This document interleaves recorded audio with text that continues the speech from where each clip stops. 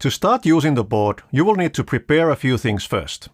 You need a host computer, which is either a Linux, Mac or Windows 10 machine, with Python 3 already installed. Then you need the board itself, you need a USB-C power supply, and you need a USB-C cable for connecting the board to your computer. And then you need a Wi-Fi network with internet access. The board comes with the Mendel Linux operating system already pre-installed, but if you want you can flash or re-flash the board with the latest release of the Mendel operating system image. Okay, what shall we do next?